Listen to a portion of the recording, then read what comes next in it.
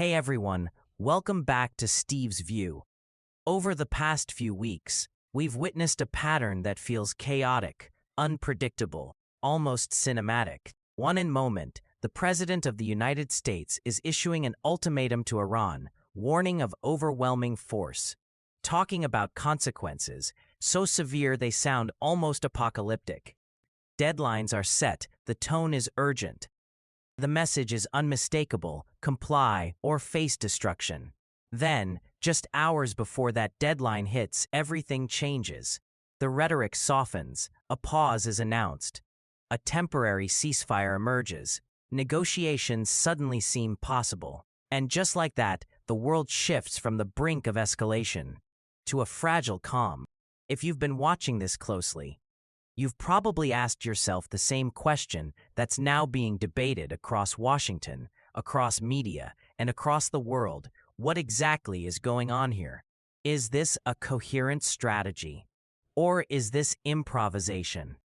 Because at first glance, it looks inconsistent. It looks reactive. It looks like a series of abrupt turns with no clear direction. But if you step back, and this is where things get interesting, there is a pattern. And that pattern is what many analysts have started to call strategic fog. Let's break that down. Look at the behavior. First, extreme threats language designed to dominate the headlines, to project maximum pressure, to signal that escalation is not just possible, but imminent. Then, ambiguity statements that contradict earlier positions, hints that negotiations are still on the table. Signals that things may not be as clear-cut as they seemed. Then, sudden shifts, policy reversals, pauses, unexpected diplomatic openings. And then repetition of the cycle. Threat, confusion, reset, over and over again. Now, critics look at this and say this is not strategy. This is volatility. This is what happens when decisions are made impulsively, without a coherent plan. But supporters, and this is crucial, see something entirely different. They argue that this is intentional, that what looks like chaos is actually design. And to understand that argument, you have to go back to a concept that's been around for decades. During the Cold War, Richard Nixon explored what became known as the Madman Theory. The idea was simple, but powerful. If your adversaries believe you are capable of extreme, even irrational actions, they will be more cautious. They will hesitate.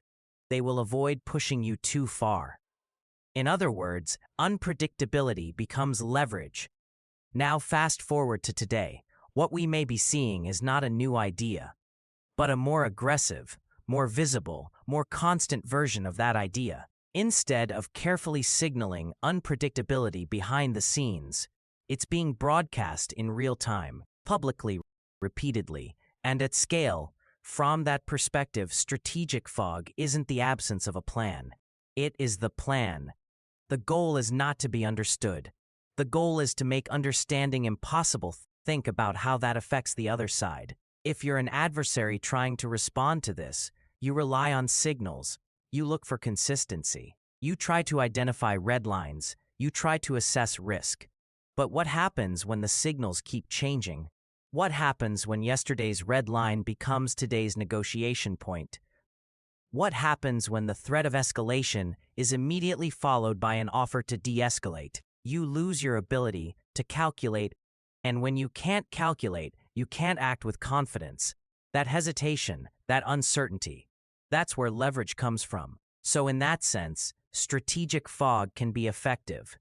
It disrupts your opponent's decision-making. It forces them into a reactive posture. It buys time, and in some cases, it may even push them toward compromise, simply because the alternative feels too unpredictable. But here's where we need to go deeper, because there's a fundamental problem with this approach, one that doesn't get enough attention. Uncertainty is not selective. You cannot control who it affects. When you inject uncertainty into a system, it doesn't just confuse your adversaries. It confuses everyone, your allies, your partners, your own institutions, and eventually your own public. Let's think about that for a moment. Foreign policy is not just about pressuring your enemies. It's also about coordinating with allies, maintaining credibility, and sustaining domestic support. All of those things rely on a certain level of predictability. Allies need to know where you stand. Markets need to understand your direction. Citizens need to feel that decisions are grounded in something stable. But when the signals become too inconsistent, when the tone swings too widely, something else starts to happen. Trust begins to erode. Not necessarily because people disagree with the goals, but because they can't clearly see the path. And this is where strategic fog becomes a double-edged sword. On one side, it creates pressure externally. On the other side, it creates uncertainty internally. And the longer that uncertainty persists, the more it starts to generate political and psychological costs. We've already seen early signs of this.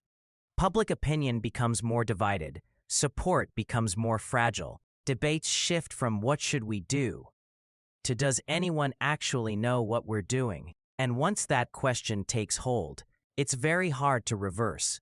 Because at that point, the issue is no longer just strategy, it's credibility. Now, there's another layer to this that makes the situation even more complex. Even if we assume, just for the sake of argument, that there is a coherent strategy behind the fog, there is still a critical challenge. No one else can see it. Not the public, not the media, not necessarily even all of the policymakers involved. And that creates a paradox. Because strategy, by definition, requires coordination. It requires alignment. It requires a shared understanding of objectives and methods. But strategic fog deliberately obscures that understanding.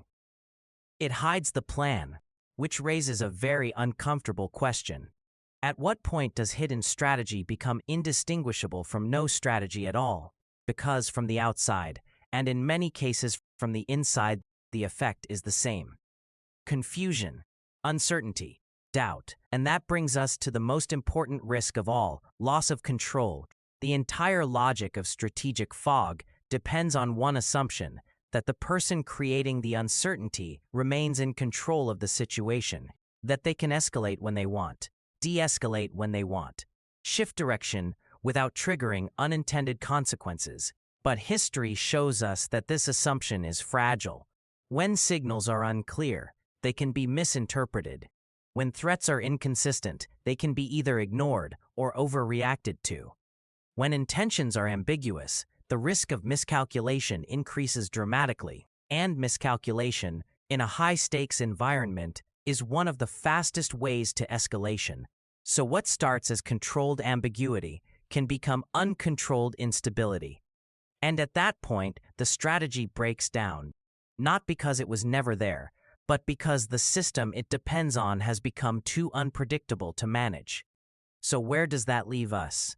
Is strategic fog a real strategy? Yes, it has historical roots. It has a clear logic, and in certain situations, it can produce real advantages. But is it a sustainable strategy? That's a much harder question. Because its effectiveness depends on balance. Too little uncertainty, and it loses its impact. Too much uncertainty, and it starts to undermine everything around it. Your alliances, your credibility, your domestic support, and ultimately, your ability to control outcomes. So maybe the real takeaway isn't that strategic fog is either genius or reckless. Maybe it's both a tool that can be powerful in the short term, but dangerous if relied on too heavily, for too long. Because in the end, the biggest risk isn't that your enemies don't understand you. It's that no one does. And in international politics, that's when strategy stops being a source of power and starts becoming a source of instability. So the next time you see a sudden threat followed by a sudden reversal, don't just dismiss it as chaos. Ask a more difficult question. Is this controlled uncertainty, or is it uncertainty that's starting to take control? Because the answer to that question may determine not just the outcome of one crisis, but the stability of the entire system around it. Thanks for watching.